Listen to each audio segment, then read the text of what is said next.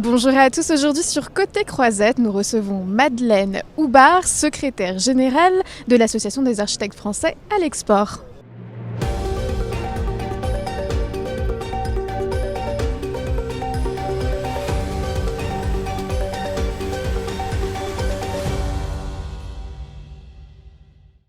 Bonjour Madeleine. Bonjour. Merci d'être avec nous. L'AFEC, c'est une association de plus de 200 membres engagés à l'international, donc 120 cabinets d'architecture, Pékin, Le Caire, Varsovie, Singapour, Doha et j'en passe. Comment parvenez-vous à penser la ville durable à l'échelle internationale ? Penser la ville durable, c'est déjà le travail de tous les jours des architectes. À l'échelle internationale, c'est aller à la rencontre des désirs et des besoins du monde, là où ils se trouvent, en essayant d'y adapter notre discours, notre pensée et nos propositions architecturales. Y a-t-il des zones géographiques plus réticentes que d'autres, des obstacles encore à ce jour auxquels vous devez faire face ? Écoutez, globalement, au niveau du discours, tous les pays ont franchi le pas de la ville durable.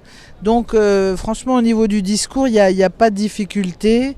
Il y a de vrais progrès qui ont été réalisés. Il fut un long moment où nous allions beaucoup en Chine, puisque c'était la première terre d'exportation de notre architecture. Et c'est un pays où vraiment il y a eu de très très très gros progrès sur cette question de ville durable. Ils apprennent très très vite. Ils étaient loin, mais ils ont fait un grand chemin très rapidement.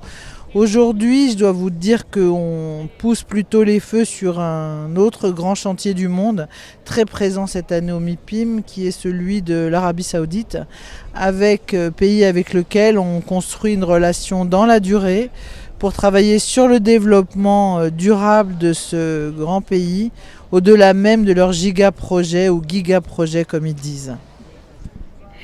Et pourquoi, selon vous, vos clients ou partenaires viennent à la recherche d'une expertise française ? Que recherchent-ils exactement ?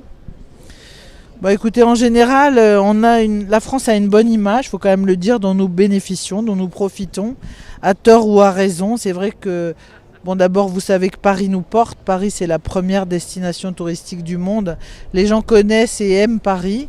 Donc en fait, ils viennent vers nous avec cette idée qu'on va pouvoir leur faire un bout de Paris, ou de l'ambiance de Paris, ou du savoir-faire de Paris, ou même du luxe de Paris, qui nous précède. Et ça fait une introduction. Après, c'est à nous de jouer en tant qu'architectes et urbanistes. Merci beaucoup Madeleine d'avoir été avec nous. Avec plaisir. Et merci à vous de nous avoir écoutés. On se retrouve très vite sur Côté Croisette.